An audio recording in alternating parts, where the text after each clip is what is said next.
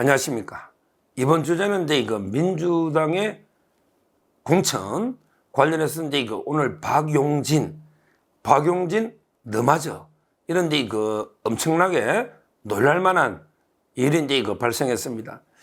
어제 이거 국회 부의장 김영주는 이제 그 국회 부의장인데 그 하위 20% 받았대서 이제 그 모멸감을 느낀다. 이래서 이제 이거 아예 탈당을 해버렸죠. 국회 부의장이 옛날에 이거 농구 선수 출신 김영주.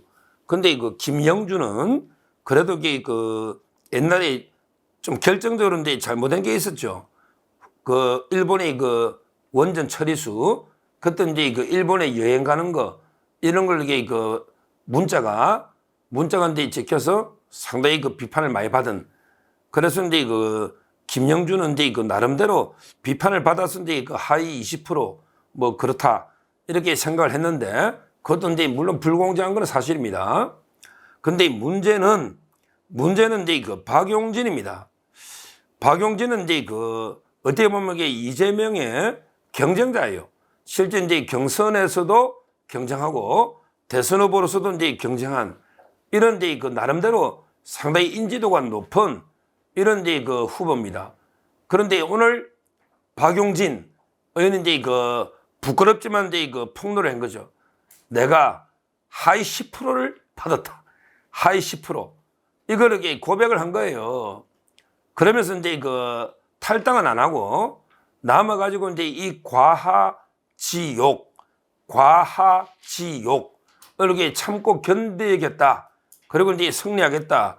이렇게 그 박용진 의원이 했는데 과하지욕 이거는 이제 그 옛날에 홍준표 대구시장도 이제 한번 썼죠. 우리 유명한 이제 그 초안지에 한신이죠. 한신 장군은 이제 그 대장군 한신이 이제 그 어릴 때 소시적에 동네 이제 그 건달 조폭 양아치 이런 데 건달을 만났는데 건달이 이제 그 내 다리 가랑이 밑으로 기어가라. 아니면 이제 한판 붙자는 건데 실제 그 한신이 그 가랑이 소유로 기어간 거죠. 그런데 수모를 참고 왜냐하면 이제 나름대로 큰 꿈을 가지고 있었기 때문에 이런 이제 양아치 건달하고 싸울 수는 없지 않냐. 이래서 이제 그 수모를 참고 견뎠다. 이런 이제 고사에서 나온 겁니다.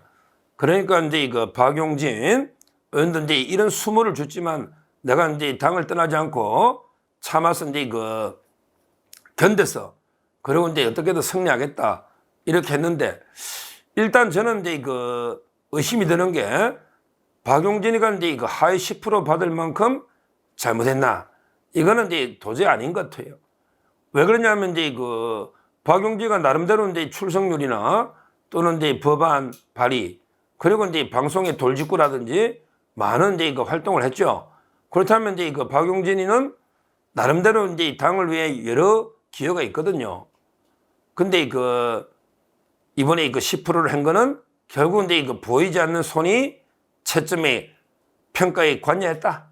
결국 이제 보이지 않는 손이라는 게 바로 이제 이재명 비선 조직 아니겠습니까? 결국 이제 이재명 밑에 그 비선이나 이런 데 이재명의 힘이 작용해서 경쟁자의 싹을 미리 잘라라. 얼마 전에 임종석도 미리 싹을 밟아라. 근데 박용진도 잠재적 경쟁자니까 미리 싹을 잘라라. 이런 데 그 이재명 쪽에 장난질이 있으니까 하위 10% 놓은 거 이거야말로 설명할 필요도 없죠. 이거야말로 증거가 필요 없는 거예요. 우리 상식으로 경험칙으로 판단할 수 있는 거 아닙니까? 박용진가 하위 10% 이유 없이 갈 이유가 없죠. 실제 이재명이가 이런 게 많죠. 이재명이가 무자비합니다.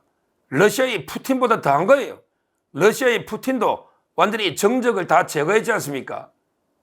근데 이재명이가 옛날에 경선했던 일산시장, 고양시장 있죠. 최성, 고양시장 최성.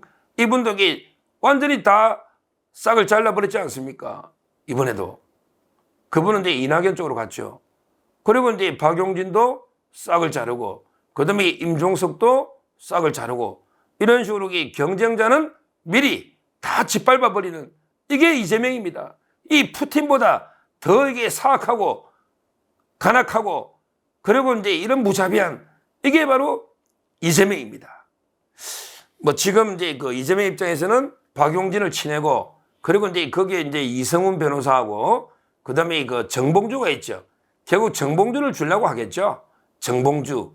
왜냐하면 이제 정봉주가 요즘 이재명이를 엄청나게 빨아주거든요. 근데 제가 그랬지만 업참 현건택이 할 때 업참 건택 하고 나서 이제 업참 봉주를 치라고 제가 누누이 말했지만 만약에 이제 정봉주가 공천되면 엄청나게 후폭풍이 불 겁니다.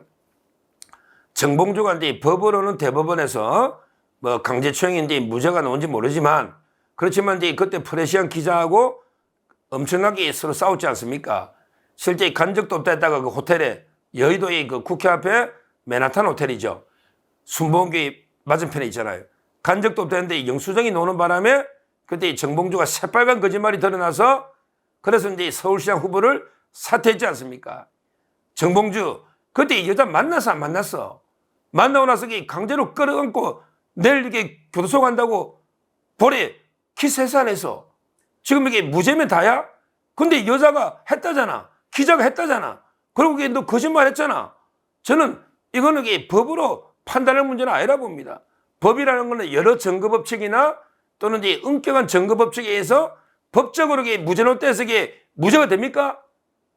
이미 그 여성의 정언이 있고 그 기자들하고 다 이게 글이 있잖아요. 간 거. 모든 게 그 시간 일정표가.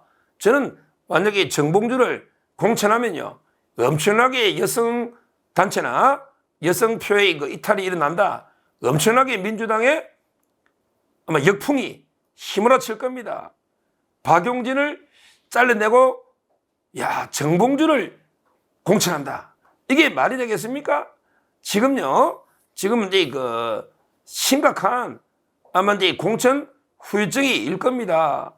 지금 명단이 하위 20% 명단이 31명 이미 언론사에 다 들어가 있지 않습니까? 언론사에. 거기 90%가 이제 반 이재명이다. 또 이제 이거 조금 전에 바로 이제 이거 속보가 뜨고 있습니다. 지금 이제 어제 김영주 그리고 이제 이거 박용진에 이어서 이제 이거 윤영찬도 하위 10% 통보됐다. 이런 이제 이거 속보가 지금 녹화 중에 뜨고 있습니다. 실제 이제 그 90%가 이제 그 반 이재명이다. 이런 데 명단이 언론사에 뭐 조선일보나 다 여기에 들어가 있습니다. 거기에 물론 이제 뭐 친명도 안민석이나 혹시 이게 친명도 몇 명은 들어가 있을지 모르지만 그거는 이제 90%가 반 이재명이다. 이렇게 보이고요. 결국 이제 이 부분은 당을 완전히 두 동강 내는 엄청난 후폭풍을 몰고 올 것이다. 결국은 이제 이재명의 보이지 않는 힘에 의해서 점수가 조작된 점수에 의해서 반 이재명을 치내는 이런 데 도구로 이용된다면 거기에 과연 누가 이제 납득하겠습니까? 뭐 저는 박용진 의원이나 또는 이제 윤영찬처럼 과하지옥을 견디고 남아서 싸우는 사람도 있을 수 있겠지만 또 이제 김영주 국회 부의장처럼 대규모 아마 이제 그 탈당 러시가 일어나지 않을까 이렇게 그 예측이 됩니다.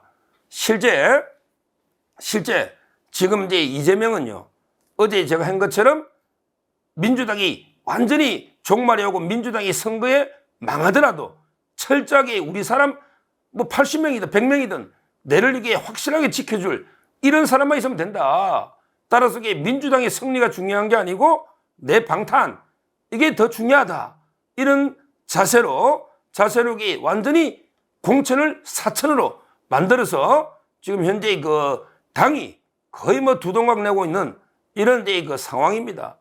지금 31명이기 때문에 그 중에 뭐 90%니까 한 27, 8명 전부 반 이재명 의원들이 학살을 당하고 있는데 앞으로 이제 그 뭐 크게 두 부류가 있겠죠. 탈당해서 이제 그 이낙연 쪽이나 나가서 이제 싸우는 부류. 그리고 이제 그 당에 남아서 싸우는데 아마 이제 당에 남아서는 희망이 없다 봐요. 뭐 박용진은 이제 재심한다지만 하위 10%가 바뀔 수가 없고 그다음에 30% 감점을 당하기 때문에 결국은 이제 정봉주 쪽으로 갈 수밖에 없고 그러면 저는 이제 엄청나게 본선에서 역풍이 불 것이다. 이렇게 보이고요. 앞으로 이제 그 민주당 공천은 저희가 주시해 봐야 됩니다. 완전히 이재명을 위한 이런 게 사천, 밀실, 비선 이런 게 공천 국민이 다 보고 있지 않습니까? 저는 반드시 총선에서 국민이 이재명의 그 잘못된 이런 데 그 사천, 공천 조작, 범죄죠. 공천 범죄입니다. 여기에 대해서 준엄한 심판이 있을 것으로 믿고 있습니다. 감사합니다.